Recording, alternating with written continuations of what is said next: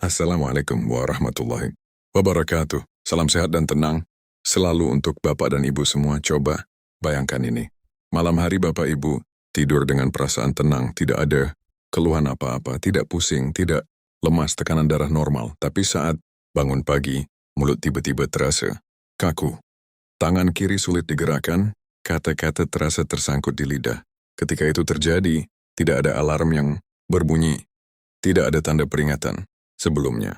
Dan saat sampai di rumah, sakit, dokter hanya bisa berkata, ini stroke. Saya tahu rasanya karena saya pernah melihatnya sendiri di ruang IGD. Pasien datang dengan tatapan kosong. Keluarganya panik. Dan satu pertanyaan yang selalu muncul, kenapa bisa terjadi? Padahal dia sehat-sehat saja semalam. Sebagai dokter spesialis saraf, saya tidak akan menyalahkan makanan cepat, saji, rokok, atau gaya hidup buruk, seperti kebanyakan orang pikir. Yang mengejutkan, banyak kasus stroke ringan hingga berat di usia lanjut justru dipicu oleh sesuatu yang tampak sehat, sesuatu yang bahkan sering kita berikan sebagai hadiah untuk orang tua. Ternyata jawabannya buah-buahan. Bapak dan Ibu mungkin berpikir buah kan sehat. Saya makan setiap hari supaya pencernaan lancar, jantung kuat, gula darah terkontrol. Itu benar, tapi hanya jika jenis buahnya tepat, porsinya seimbang, dan waktu makannya sesuai dengan kondisi tubuh lansia. Sayangnya tidak semua orang tahu bahwa ada beberapa buah yang bisa membuat darah menjadi terlalu kental, menekan pembuluh otak, atau bahkan mengganggu kerja obat yang sedang dikonsumsi. Dan yang lebih mengkhawatirkan, bahaya ini tidak langsung terasa. Ia bekerja dalam diam. Hari demi hari kondisi ini perlahan menciptakan peluang terbentuknya gumpalan darah kecil yang suatu saat bisa menyumbat aliran oksigen ke otak. Hari ini saya ingin mengajak Bapak dan Ibu melihat lebih dalam. Ada 9 jenis buah yang sangat umum dikonsumsi oleh orang tua Indonesia. Rasanya manis, warnanya menarik, dan hampir selalu tersedia di pasar. Tapi jika dikonsumsi tanpa mengetahui risikonya, buah-buahan ini justru bisa memicu stroke di usia lanjut. Sebelum kita mulai, coba renungkan apakah ada buah tertentu yang rutin Bapak Ibu konsumsi setiap hari. Mungkin setelah makan malam atau sambil minum obat pagi. Jika ya, maka video ini bisa menjadi hal yang menyelamatkan hidup. Kita mulai bersama pelan-pelan, satu persatu. Sejak kecil kita diajarkan bahwa makan buah itu baik untuk kesehatan. Buah kaya vitamin tinggi, serat bagus untuk pencernaan jantung, dan tekanan darah. Tapi ada satu hal yang jarang dibicarakan. Setelah usia 60 tahun, tubuh kita tidak lagi memproses buah dengan cara yang sama seperti saat muda. Bapak dan Ibu mungkin banyak di antara kita yang masih rutin makan buah setiap hari. 1 pisang di pagi hari, segelas jus jeruk bersama obat, beberapa potong mangga setelah makan malam. Semua terdengar sehat, tapi apakah kebiasaan itu masih sesuai dengan kondisi tubuh yang sudah menua? Setelah usia lanjut, organ penting seperti hati, ginjal, dan pembuluh darah mulai melambat fungsinya. Hati tidak lagi memecah obat sefisien dulu dan ginjal pun melambat dalam membuang kelebihan kalium. Pembuluh darah menjadi lebih kaku dan lebih mudah meradang. Akibatnya buah yang dulunya aman bisa menjadi pemicu tekanan darah, naik turun, gangguan irama jantung, hingga terbentuknya gumpalan darah kecil di otak. Saya sering bertemu pasien yang berkata, "Dok, saya tidak makan gorengan, tidak minum minuman manis. Saya hanya makan buah dan sayur," tapi hasil pemeriksaan menunjukkan kadar gula naik drastis, tekanan darah tidak stabil, dan aliran darah ke otak terganggu. Masalahnya bukan di buahnya, tapi di waktu makan, jumlah, dan cara tubuh kita merespons.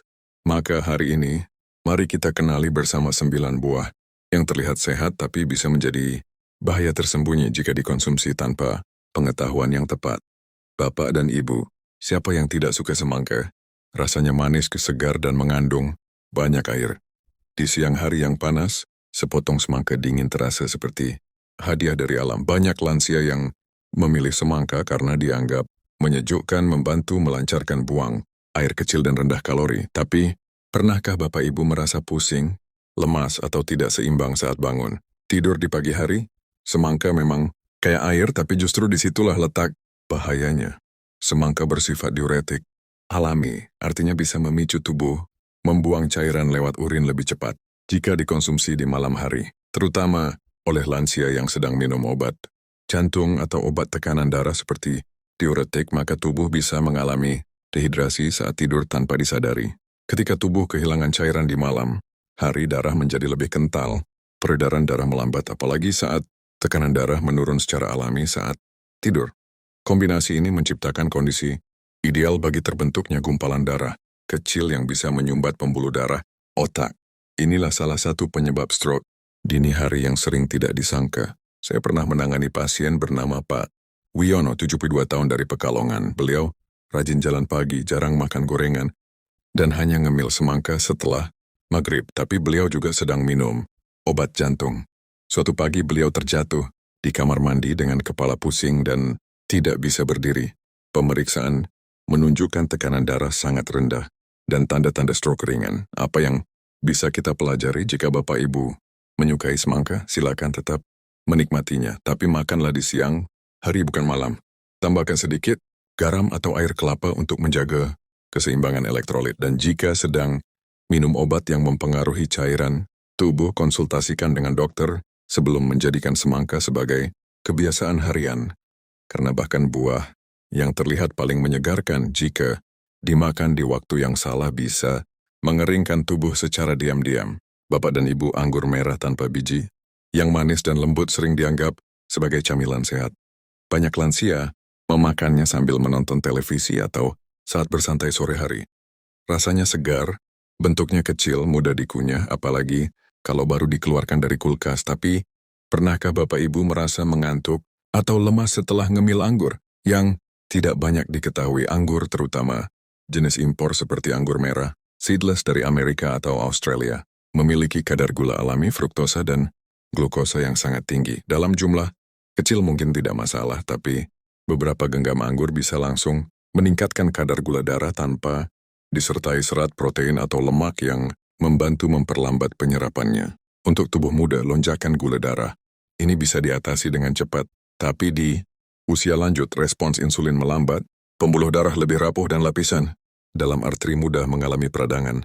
Saat kadar gula naik drastis, dinding pembuluh darah otak bisa mengalami luka-luka kecil dan tubuh secara refleks membentuk gumpalan darah kecil untuk menambal.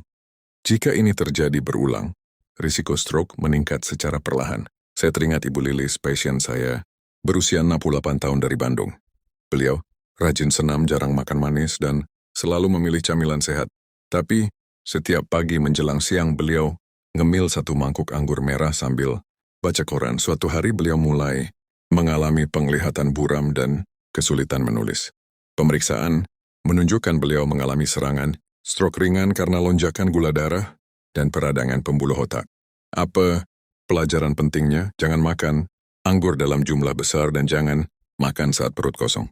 Batasi hanya 5 sampai 6 buah kecil dan selalu makan bersama sumber protein seperti keju atau almond. Dan jika Bapak Ibu mengidap diabetes atau sedang dalam terapi tekanan darah, sebaiknya konsultasikan terlebih dahulu sebelum memasukkan anggur sebagai camilan harian. Camilan yang kelihatannya tidak berdosa bisa menjadi sumber bahaya tersembunyi bagi otak lansia. Bapak dan Ibu, banyak orang tua di Indonesia percaya bahwa nanas bisa membantu pencernaan, apalagi setelah makan besar. Rasanya segar, sedikit asam, dan sering dianggap sebagai pencuci mulut yang sehat. Tapi apakah Bapak dan Ibu tahu bahwa nanas mengandung enzim dan asam yang bisa berisiko jika dikonsumsi pada waktu dan kondisi yang salah, terutama di usia lanjut?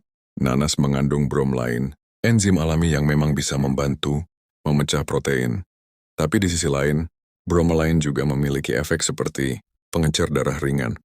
Bagi lansia yang sedang mengonsumsi obat pengencer darah, seperti aspirin, warfarin, atau obat jantung tertentu, efek ini bisa bertambah dan menyebabkan darah terlalu encer. Akibatnya, pembuluh darah menjadi lebih mudah bocor atau mengalami perdarahan halus yang tidak disadari. Selain itu, nanas juga punya kadar asam yang cukup tinggi. Ketika dimakan di malam hari, terutama dalam keadaan lambung kosong atau saat tubuh sedang dalam fase istirahat, asam ini bisa memicu refluks lambung.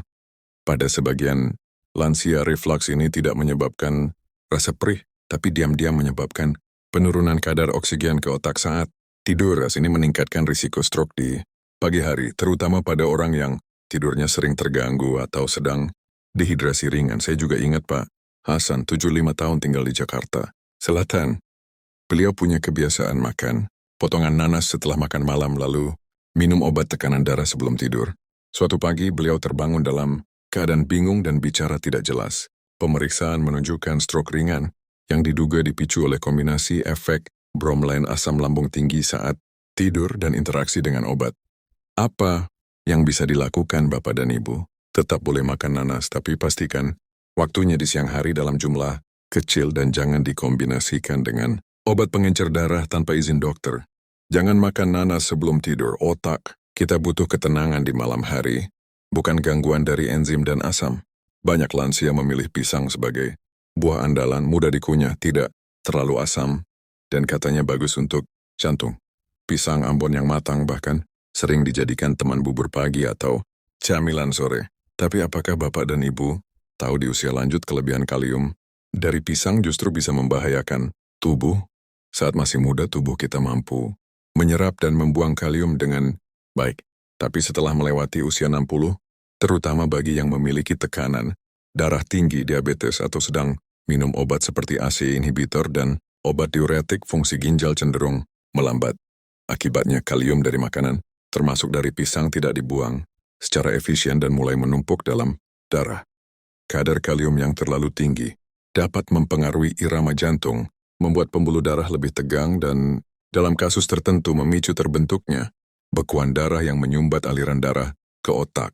Yang membuatnya berbahaya adalah karena gejalanya sering tidak terasa hingga sudah terlambat. Contohnya, terjadi pada Ibu Rohani, 70 tahun, tinggal di Tegal. Setiap pagi ia makan 2 buah pisang Ambon bersama bubur oat dan jus jeruk lalu minum obat darah tinggi. Awalnya tidak ada keluhan, namun setelah beberapa bulan jantungnya mulai berdebar lebih sering, mudah lelah.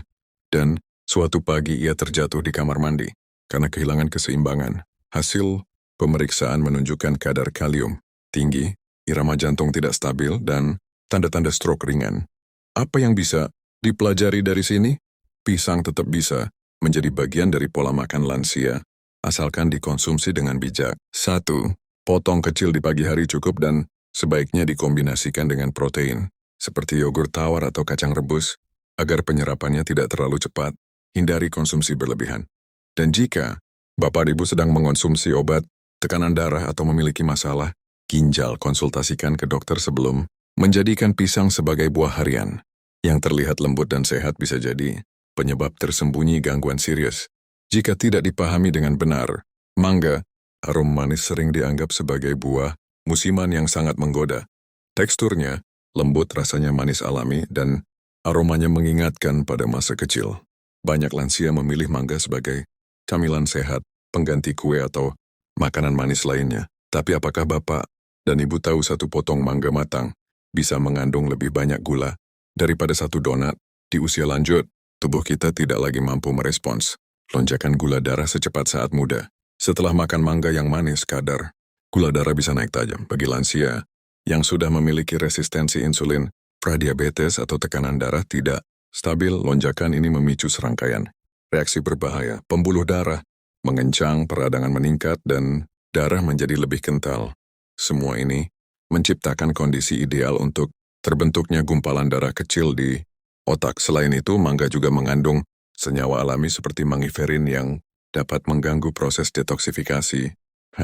Hati yang fungsinya sudah menurun, akibat usia bisa kesulitan memecah obat-obatan, terutama obat kolesterol dan tekanan darah. Kombinasi antara lonjakan gula dan interaksi obat ini memaksa tubuh bekerja lebih keras saat seharusnya beristirahat. Saya teringat cerita dari Pak Yusuf, 73 tahun, warga Yogyakarta. Beliau mengganti kebiasaan makan biskuit dengan beberapa irisan mangga kering setiap sore. Beliau juga sedang minum obat tekanan darah dan kolesterol.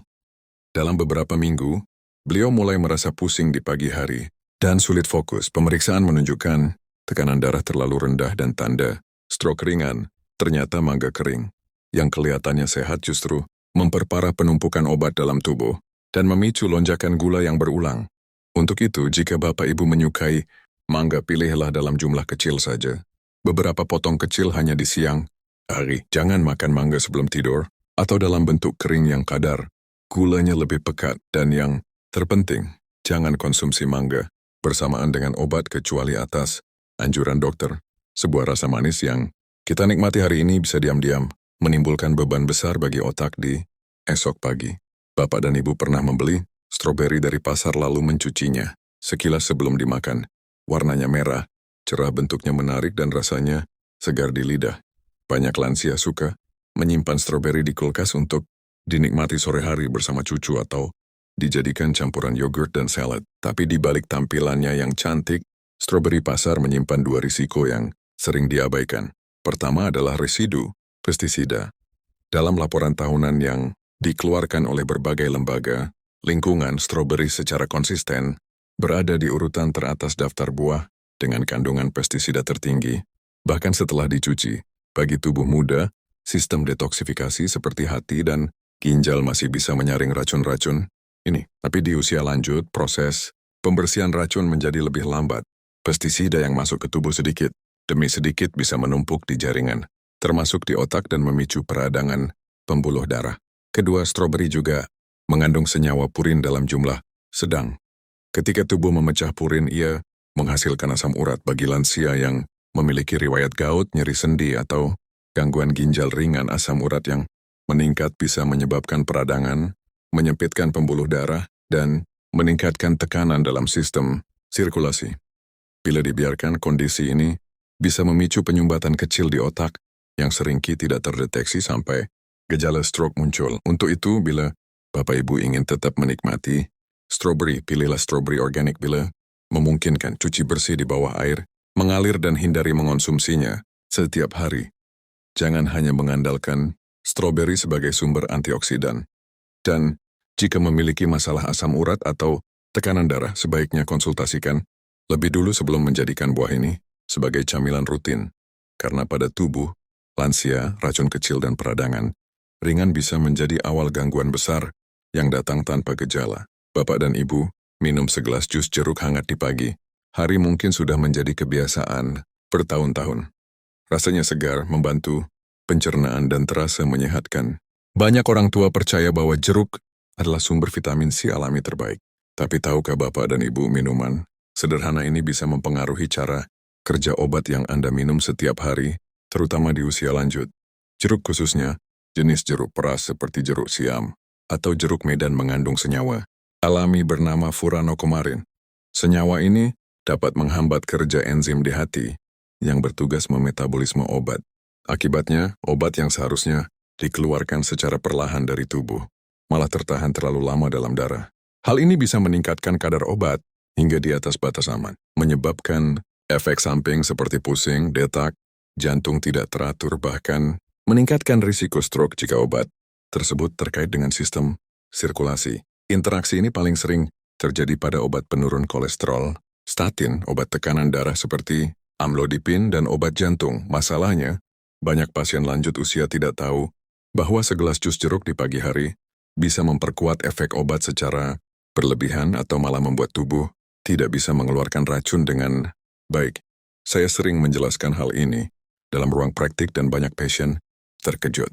Tapi dok, saya pikir jus jeruk itu menyehatkan, kata mereka. Dan memang benar di usia muda dan tanpa obat, jus jeruk bisa menjadi pilihan baik. Tapi di usia lanjut dengan banyak obat yang dikonsumsi setiap hari, jeruk bisa menjadi pisau bermata dua. Apa solusinya?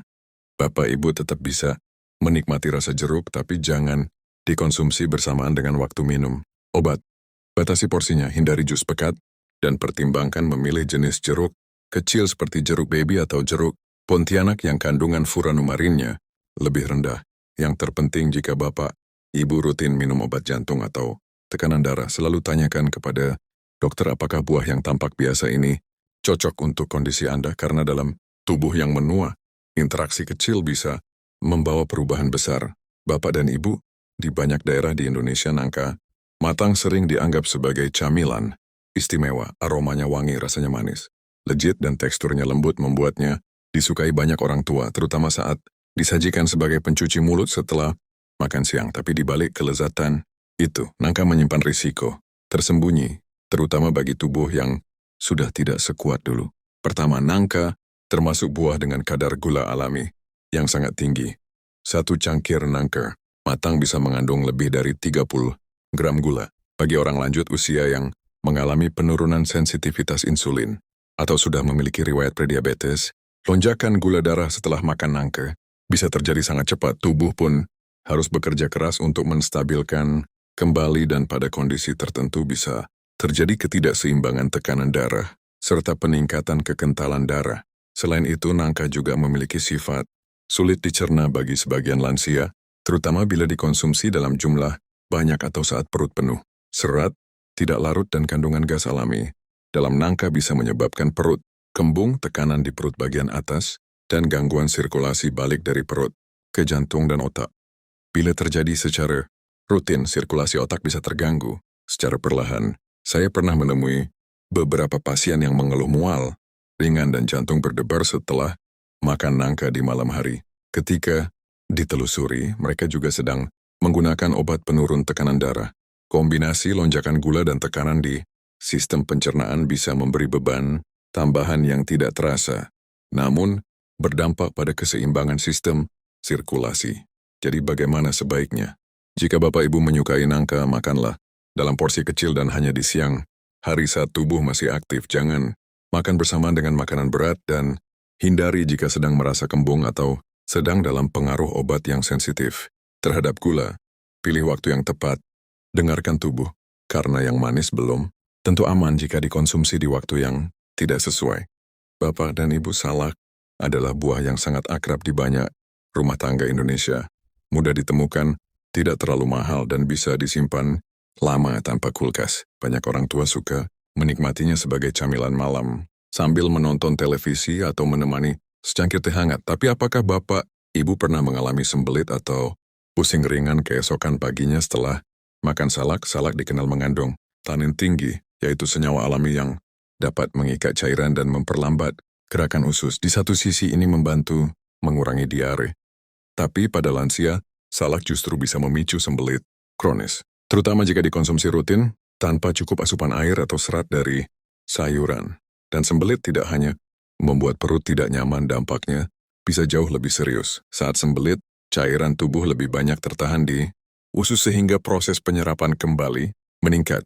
Ini menyebabkan darah menjadi lebih kental dari biasanya. Bila kondisi ini terjadi saat malam hari, ketika sirkulasi darah alami melambat dan tubuh sedang dalam posisi berbaring, maka risiko pembentukan bekuan darah di otak meningkat secara perlahan dan nyaris tanpa gejala.